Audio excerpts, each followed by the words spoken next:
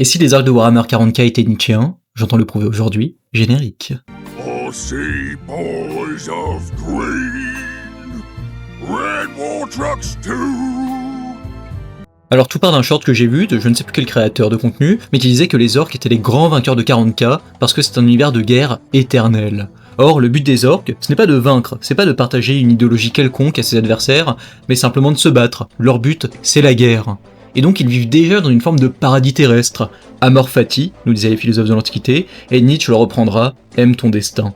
Or, précisément, les orques, ce sont ceux qui ont vu dans la guerre un destin. Mieux, ils l'ont accepté pour le meilleur, ils lui ont même trouvé un caractère divin dans la figure de Gork et Mork, leur dieu de la guerre.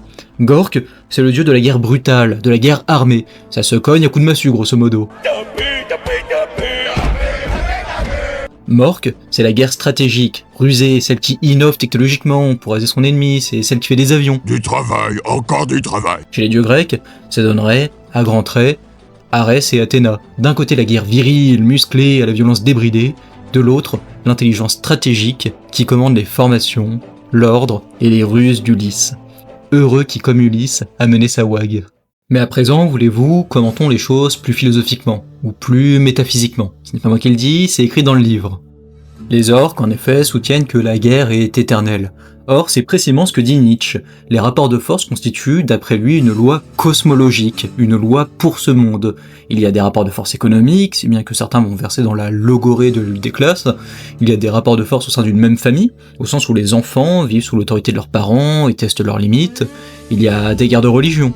Le fait même de se tenir debout constitue une résistance mécanique à la gravité comme force.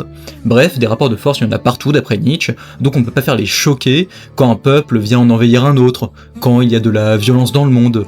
Mieux, aimer la vie, d'après Nietzsche, c'est aimer fondamentalement la structure agonistique du vivant. C'est ça la volonté de puissance, ce que Nietzsche nomme la volonté de puissance.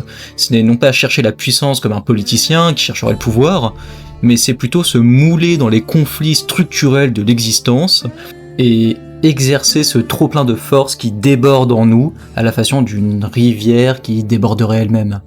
Ceux qui refusent d'exercer la force, qui condamnent la volonté de puissance, qui vont faire œuvre de non-violence, sont en quelque sorte déjà morts d'après Nietzsche. Et des morts vivants donc, il y en a partout. Regardez comment la guerre constitue la norme au sein de l'histoire humaine. Pas de guerre, pas d'histoire si je puis dire. Et pourtant, on continue de se désoler face au prétendu fléau de la guerre. C'est-à-dire qu'on va dater ces périodes comme si elles étaient des exceptions, des parenthèses historiques. C'est-à-dire qu'on va parler de 14-18, de 39-45, de la guerre de 30 ans. Comme si au fond chaque guerre avait une durée déterminée et était vouée à retomber en paix. À l'inverse, on va jamais parler de paix de 39-18 par exemple. On dirait simplement la paix, comme si elle était la norme dans l'histoire. Et c'est à peu près ce que dira Georges Valois en lecteur de Nietzsche à la sortie de la Première Guerre mondiale. On a construit des monuments aux morts quand on aurait dû bâtir des monuments à la victoire. Bon, je pense que vous avez saisi le propos à présent. Si je devais résumer le propos de Nietzsche en une phrase, c'est que sa philosophie est un grand oui à la guerre, il salue la volonté de puissance. Et ce, non pas parce que la guerre permettrait de revenir à la paix, parce qu'elle défendrait les intérêts des nations, ou je ne sais quoi d'autre, elle constitue une fin en soi, en elle-même. Pas besoin de lui chercher une fin hétéronome, comme si... Lorsqu'on dit qu'il veut la paix prépare la guerre, si vis pacem parabellum, eh bien Nietzsche, lui, veut la guerre telle qu'elle, sans horizon, sans arrière-pensée. Or, dans 40K, qui incarne le mieux cette doctrine nietzschéenne, si ce n'est les orques ? Chez les humains, Astra Militarum et Astartes se battent pour protéger l'humanité, ou alors pour révérer l'empereur Dieu. Les tyrannides, eux, vont mener leur conquête pour se nourrir, tout simplement. Les Drukhari, eux, suite à la malédiction de Slanesh, vont mener des guerres pour se repaître de la souffrance d'autrui.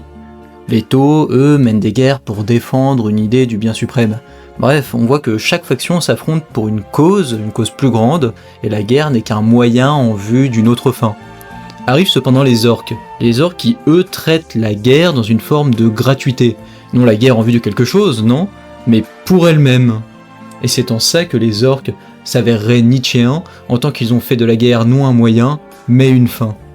Je sais que l'heure est aux comparaisons, d'après certains, dans certains cercles, entre orques et peuples venus de l'autre bout de la Méditerranée. C'est pas des islamistes que je suis en train de buter à la chaîne, c'est des orques. Ah, d'accord. Mais retenez qu'ils sont peut-être, in fine, emplis de germanité.